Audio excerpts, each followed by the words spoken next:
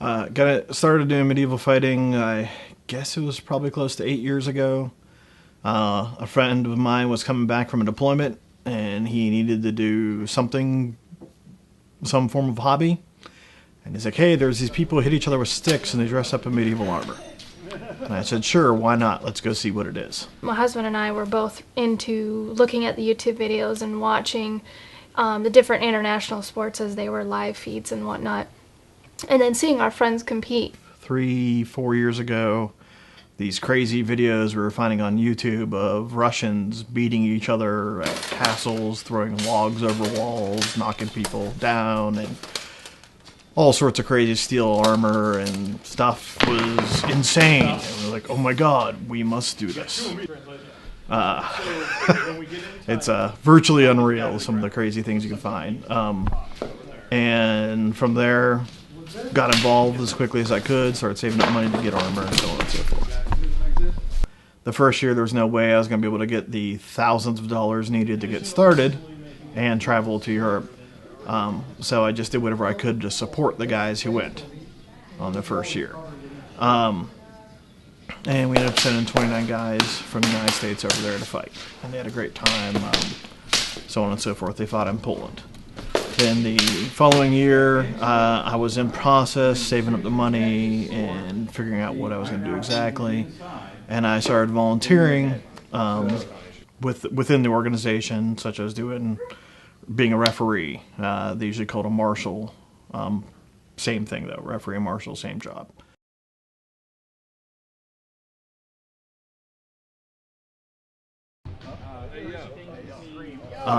So in the sport, there's a variety of rules. Well, there's not a lot of rules, but there is some rules.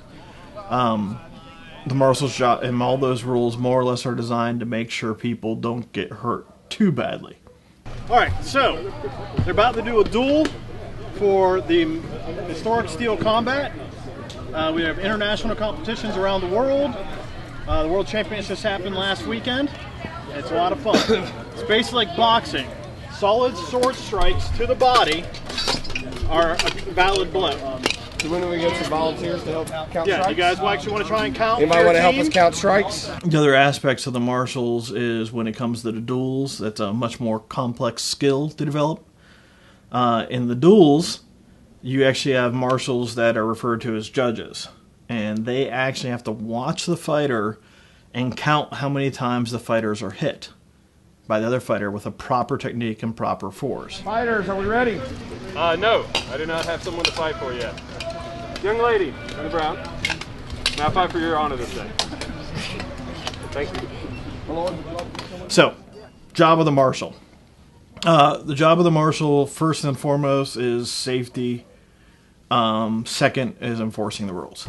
Fighters, you ready? But 90% of it, as I said, is safety, keeping the guys safe, and then you enforce the rules secondary, which they go kind of hand in hand. We use usually a long 6-foot pole with a yellow flag on it, and when a fighter does something not supposed to, we put the yellow flag over their face. And that gets really entertaining because sometimes these fighters are, they'll swing the sword and strike a guy 5-6 times in a second. And some of those, the sword is flat. So if it's flat, you're not supposed to count it. So you have to figure out how to, not figure out, but you have to be able to have a good enough eye to catch that. Ladies, would you like me to fight for you today? Absolutely. He's as good as dead. And who did he pick? He said ladies. Oh, I was going to go for a Batman Superman thing. Yeah. Well, ma'am, may I? So, being a marshal is a very interesting thing. One of the first problems like I had, and most people have when they're marshals, when they're out there on the melee field and they're watching the fight, they end up watching the fight. Instead of watching the whole fight, they're watching the fight. And it's a funny thing, because then you have horrible things happen to you, like You're busy watching these 3 guys fight each other, and there's 3 more guys fighting each other behind you. But you're so focused on the ones right in front of you, you forget about them. And then all of a sudden, out of the blue, one of them, Rich Ellswick, comes flying up behind you, and you have a fun shoulder rub. When you're not wearing armor and the other guy is wearing armor, you tend to lose that little shoulder rub experience. Okay? Whenever you're ready. Take your warm up. When I first started sword fighting, I started making my own equipment with a carpenter's hammer, a jigsaw, and plastic barrels covered in cloth, so that it didn't look like plastic armor. And it's been a progression from that horrible, ugly set that, although cloth-covered armor is a medieval thing, it's a real thing. So doing the best I could and just slowly increasing it over time. And I've got a new kit that I'm working on currently as well. Fight!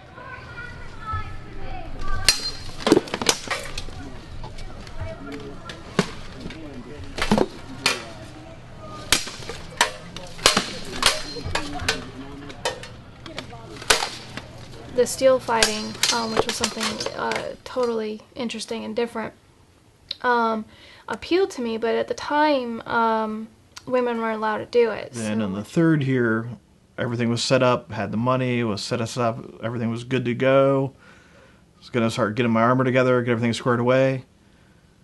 And then they announced they were going to have women for the first year ever. And then I made the decision with my wife of, is it cooler to be a 3rd-year dude or a first-year woman? So we picked to be a first-year woman and put the money into getting her armor together.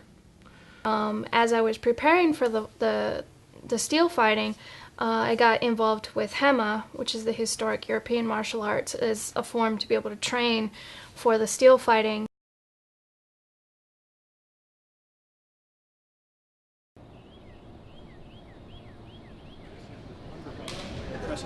And then you have Hema.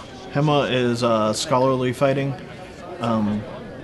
They focus on training from the manuals, the surviving extant manuals. Hema stands for Historic European Martial Arts. Unless you're find videotape from the 15th century, which obviously doesn't exist, we don't know exactly how they did it back then. I mean, we can look at manuscripts, we can look at the different manuals that were left behind, but you even look at Civil War historians and they can't even agree on certain points, but yet that is so close in history compared to, you know, the Renaissance and even the different, you know, medieval time periods. So everybody's going to have their opinion about it. So when it comes down to it, it's all a sport. They're all sports. The idea of it is blossfechten or harness-fechten. Blossfechten is blouse and fighting, you know, fechten, fighting, and harness-fechten is harness fighting. Both the concepts is the manuals were written in the idea of fighting, so they have various techniques and such. And obviously, if you're not armored, the style of fight's going to be different than if you are armored. They focus on, almost all of their tournaments are focused on single strikes. So the match ends as soon as a person's hit, you know, and then they do another round, so on and so forth. And judges call whether you get hit or not.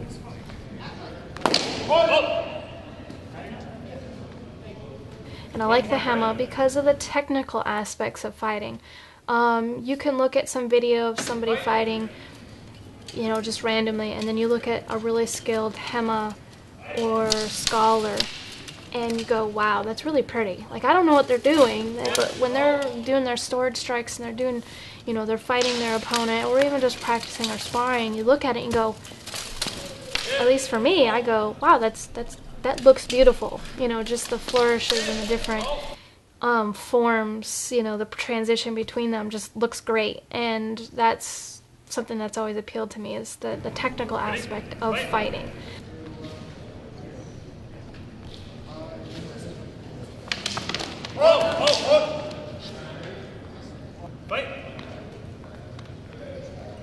And when I've got the steel fighting, or in Hema, they call it harness fectin. There's not a lot of it right now, so I'm able to find that need with the steel fighting. Well, this is my steel fighting helmet. This is what I was talking about. It was made by Ilya at Baltimore Knife and Steel. Basically, I had like 2 images that were from medieval manuscripts, and I said I want this style of helmet, and this is what he made me. You can tell there's lots of dings and scratches on it. There is an order called the Order of the Hatchet, and I can't remember the battle right off the top of my head. I'd have to look it up. But they were being overrun by, I believe, the Moors, and they took up hatchets and went to business, and they helped save their town. There's definitely stories of women who heeded the call and did what they had to do, and that's definitely inspiring. Fight!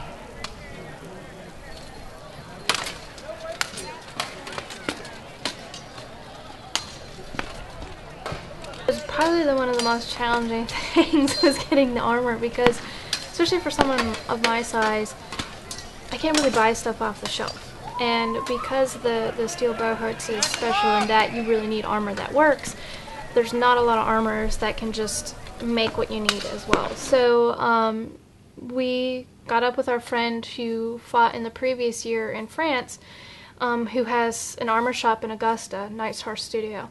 I researched, because you have to document your armor kit. You have to be able to say, you know, this helmet, these greaves, these gauntlets are based off of this imagery or these extant examples from history. And so I'd already determined that I wanted to do a late 14th century French kit, and so I had all the imagery and the documentation I needed. And then from there, because Brian, who owns Knight's Horse Studio, has built a kit similar to that, he was able to help me build the patterns for it. And so with his help and then my husband's help, we built the majority of my armor. 8, 7, 6, 5, 4, 3, 2, 1. Stop fight! Stop fight! Stop fight!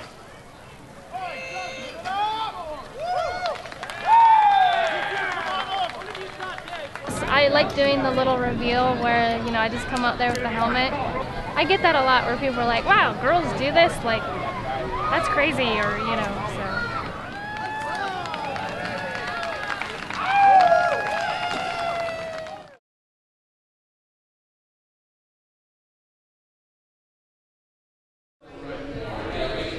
Hey, I had the Stone Cold stuff on last night. What? This needs to be something. We have some sandbags down. We're catching chairs, so could you hold this for half a second?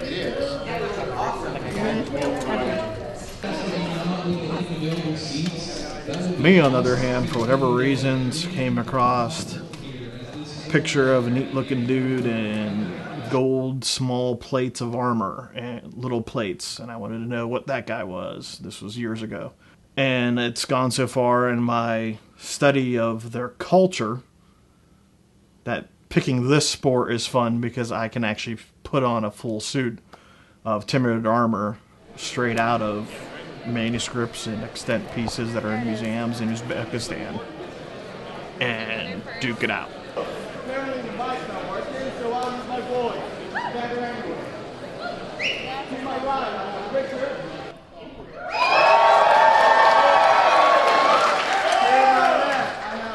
Otherwise known as the Pretty Mongol Princess. Alrighty.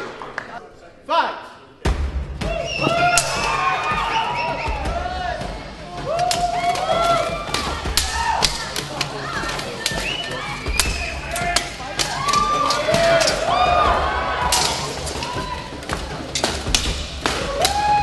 Let's get some noise!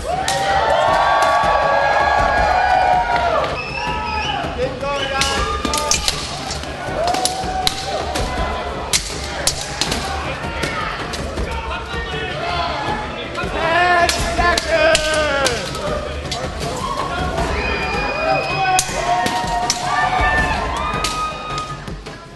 be honest, I think it's if you don't get the fight, you should be a marshal, or you should try to be a marshal. If your armor's in process, you should be being a marshal and be on the field.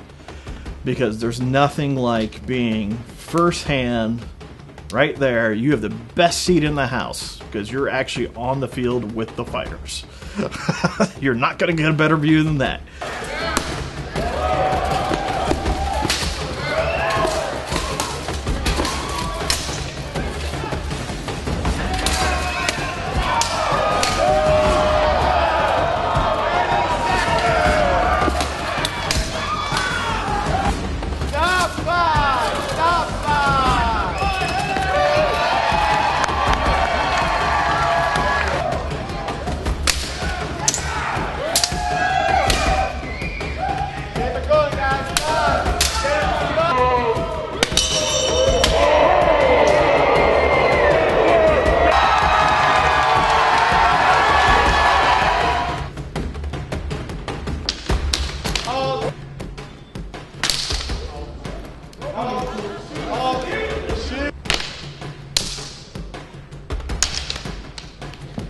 Ball.